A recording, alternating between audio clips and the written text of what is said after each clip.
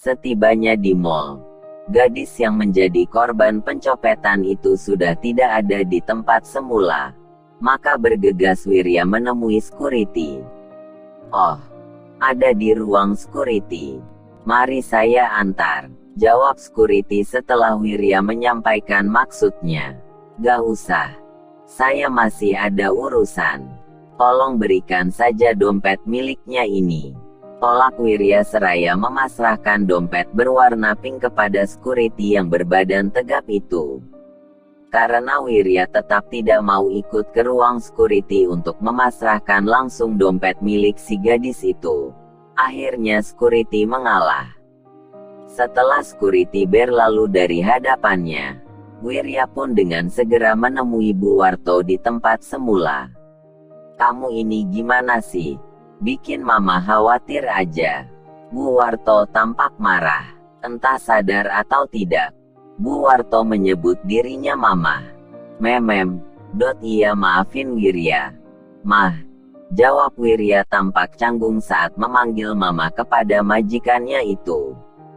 Serta-merta paras Bu Warto jadi berbinar-binar saat Wirya menyebut dirinya Mama.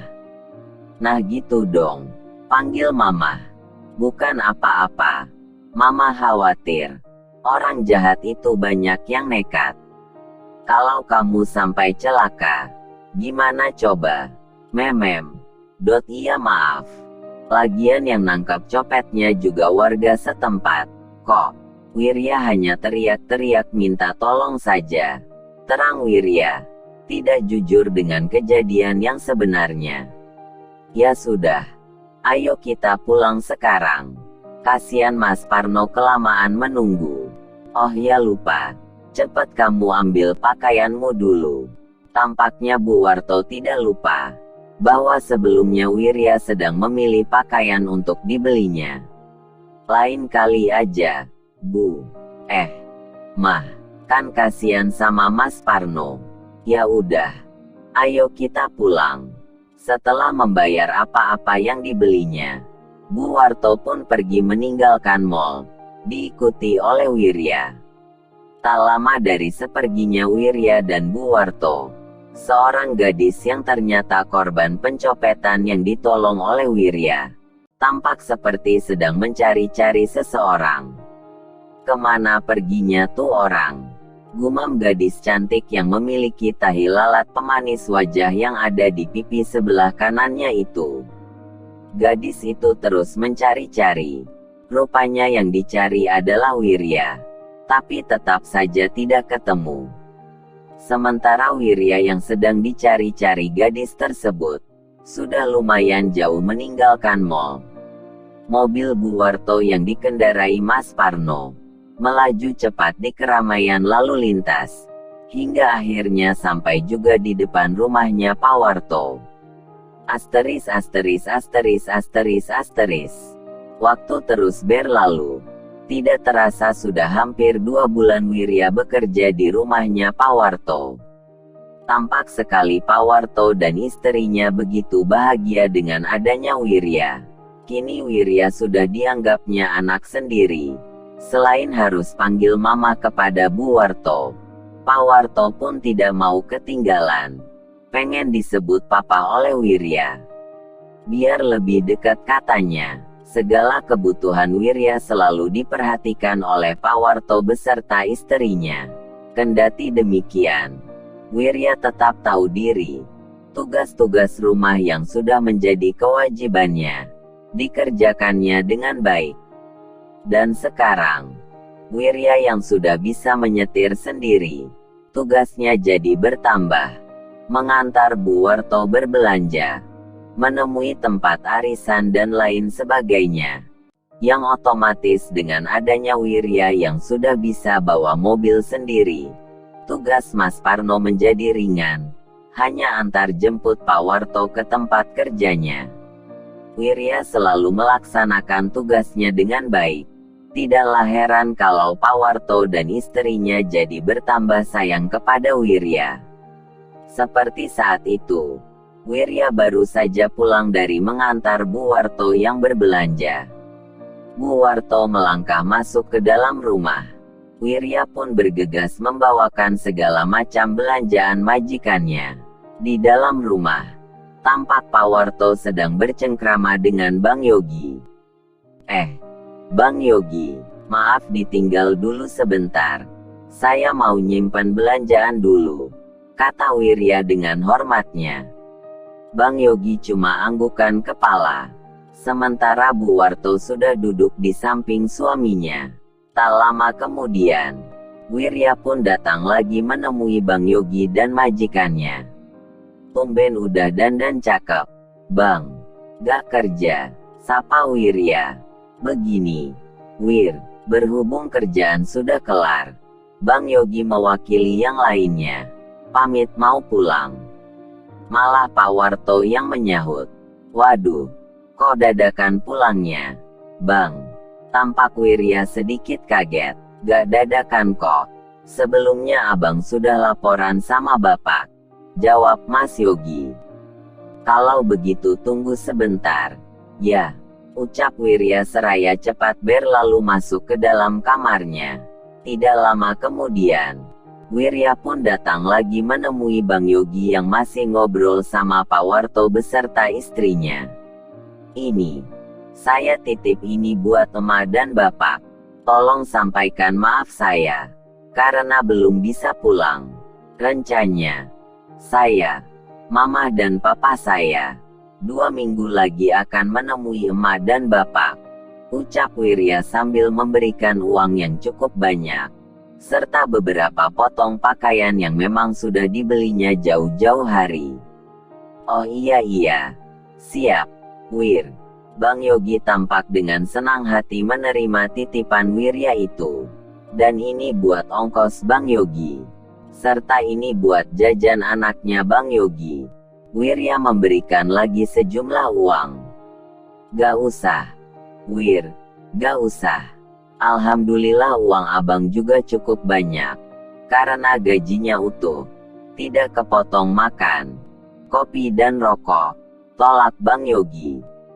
Sudahlah, ambil aja, Bang. Wirya memaksa. Awalnya Bang Yogi terus menolak pemberian Wirya, tapi setelahnya terus dipaksa. Akhirnya Bang Yogi pun mau menerima. Sementara itu, Pak Warto dan istrinya yang dari tadi cuma memperhatikan, tampak rasa simpatik kepada pembantu yang sekarang sudah dianggap anaknya itu. Memem. Ini saya juga tambahin. Yang ini buat Mas Yogi. Yang ini bagi rata sama yang lain. Dan yang ini saya titip buat emak dan bapaknya Wirya. Pak Warto pun jadi ikut-ikutan memberikan uang yang cukup banyak. Waduh, terima kasih banyak, Pak. Wajah Bang Yogi tampak bahagia sekali.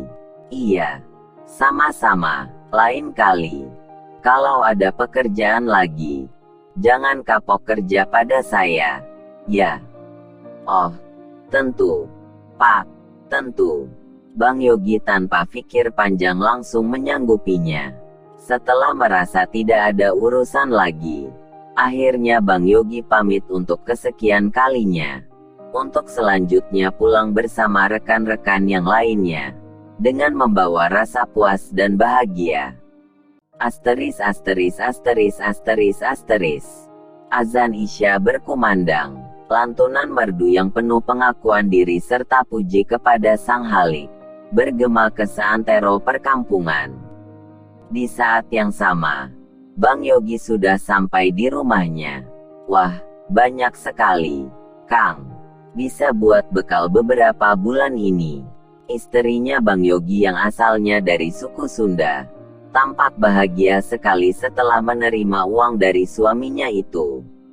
Ini semua karena si Wirya. Karena si Wirya. Gimana ceritanya, Kang? Sudahlah, nanti saja Akang ceritain. Dan ini, si Wirya juga ngasih uang buat Akang dan anak kita. Bang Yogi pun kembali memberikan uang kepada istrinya. Ya Allah, makasih, Kang. Bilang makasihnya sama si Wirya, bukan sama Akang. Oh iya, terus, yang itu buat saya juga. Istri Bang Yogi menunjuk bungkusan yang ada di dalam tas suaminya. Kus, ini titipan si Wirya buat emak dan bapaknya. Oh, kirain, jadi si Wirya gak bareng pulang. Nanti saja akang ceritanya. Ya, sekarang akang mau nganter ini dulu. Keburu pada tidur orangnya. Istri Bang Yogi cuma menganggukkan kepala. Setelah Bang Yogi mencium kening anaknya yang sudah terlelap, dengan segera menuju rumahnya orang tua Wirya. Rupanya sudah pulang. Si Wiryanya mana? Maknya Wirya sedikit menggernyitkan keningnya. Saat Bang Yogi sudah ada di hadapannya. Si Wirya pulang 2 minggu lagi. Mak, masih ada kerjaan. Nanti pulangnya sama majikannya. Katanya pengen tahu keadaan di kampung ini. Bang Yogi seolah malas untuk menceritakan keadaan Wirya yang sebenarnya. Entah terlalu capek atau karena apa. Oh begitu, dan ini. Si Wirya nitip ini buat emak dan bapak. Katanya maaf belum bisa pulang. Waduh, ini kopiah. Sarung dan sorban yang sudah lama pengen bapak miliki. Bapaknya Wirya tampak bahagia sekali setelah membuka oleh-oleh titipan dari anaknya itu. Gak usah, Pak, saya dan anak saya juga sudah dikasih sama si Wirya. Tolak Bang Yogi. Oh, ya sudah kalau begitu. Makasih. Ya, Bang Yogi cuma menganggukkan kepala. Setelah pamitan untuk kedua kalinya, Bang Yogi pun pulang ke rumahnya. Mak dan bapaknya Wirya tampak bahagia sekali mendapatkan oleh-oleh yang dititipkan anaknya itu. Doa keduanya terpanjat buat anaknya yang sudah mulai bisa membahagiakan dirinya. Bersambung.